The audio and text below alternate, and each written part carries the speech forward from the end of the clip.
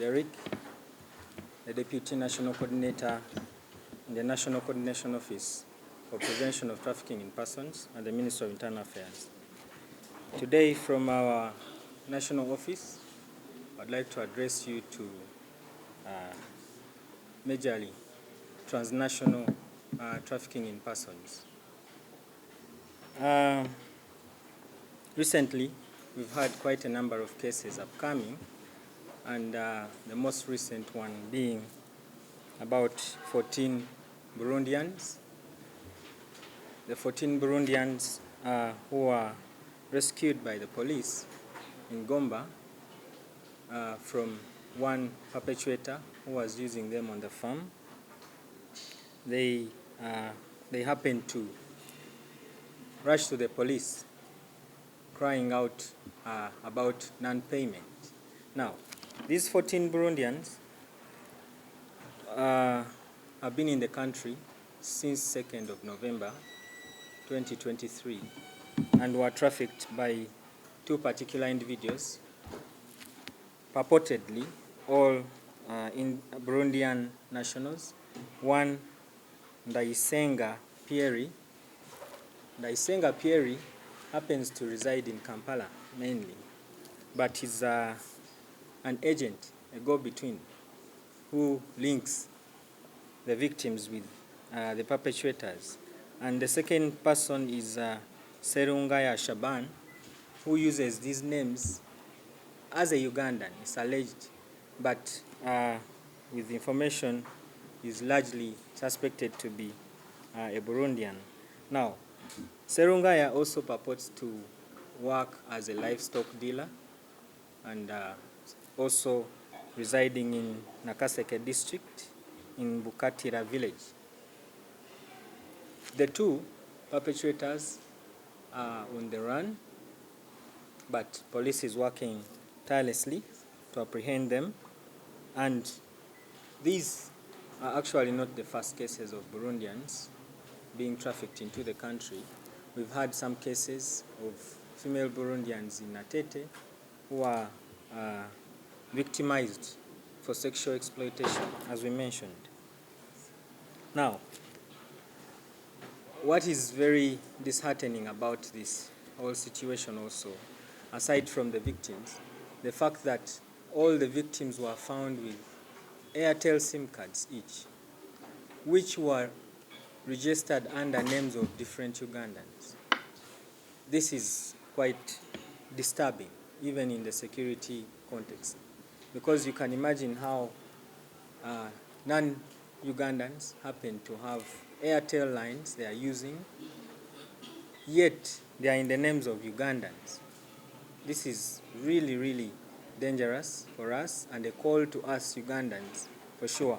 And those agents that register SIM cards, this is a very, very careless sign of how they do register persons for SIM cards, because we expect that you need to put face to the ID that is being submitted, not to just register for the sake of making the money.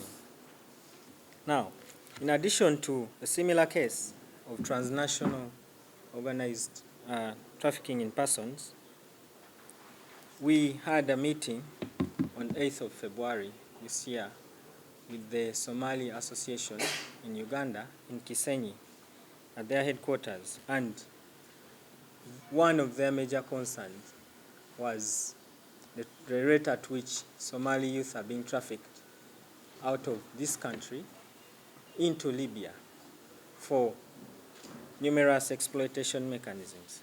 Now, following that meeting, on the 9th of March this very year, in Lorikowo West Cell, that is in Elegu Town, Amuru District, the police, together with the immigration, happened to rescue 3 victims. These victims, one a female and 2 male, all below the age of 25, were being trafficked by 3 perpetrators, which perpetrators are actually not even citizens of this country. The perpetrators included Gatkoth Daniel, a 34-year-old, is a South Sudanese national. The second one is Ruai Riathiang. Ruai Riathiang is a 35-year-old South Sudanese national. And Abdi Kadir Ali. This one is a Somali national. A 27-year-old Abdi Kadir Ali, a Somali national. And of course, he must be the one who was the interlink between the traffickers and his fellow nationals. Now, these Somali nationals were actually being trafficked to Libya. And the situation that has been depicted from the cases indicate that those victims that are trafficked there are largely taken for organ harvesting. Now, unfortunately, once they end up in Libya, they end up in the deserts in the hands of the different militias that are self-organized. Now, these militias self-control, they run their own business, and they do not stop at this. They take videos of torture of these victims, and they get in touch with the parents of the victims and claim a ransom between 17,000 and 25,000 US dollars to have this victim released. This is how much and how far this can get. What is our call today? We have so many of our brothers and sisters in the country, and also the refugee context, those in the Somali community. There are those of us who are in the Eritrean community, the Ethiopians around Kansanga, Gaba Road. We are calling upon all of you. This vice is happening in your communities, and you have kept quiet about it, and yet it is affecting the victims to this extent that some have actually been killed for failure to raise the ransom. Now, the 3 victims in Elegu, the perpetrators happened to ask for $3,000 for having trafficked them or transported them from Somalia through Kenya. This they do by road largely.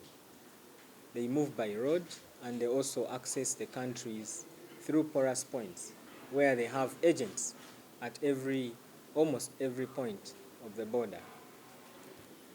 When they come through Kenya, they also end up in Uganda, where they take what you may call a break or a rest, and from there they pick on their journey after some time, maybe a month, also depending on how much money the victim has raised. They embark on a new journey through the Elegu porous points with South Sudan, into Sudan, and then finally end up in Libya. What is our call today? We call upon you, our foreign brothers, especially those of us in the refugee community, because this is where the perpetrators are actually targeting due to the various vulnerabilities in those communities. They are targeting you, and so we call upon you to be alert, report to your association leaders, like the Somali community. They have leadership, even the Ethiopian community and the Eritrean community. Report to the leadership, and they'll reach out to us like they did, and we shall have many of the people rescued in one way or the other. And then, this is another call also to our telecom companies. Now, in this context, in particular, this case raises concern with the Airtel company, where we have people who have Airtel SIM cards that are not in their names.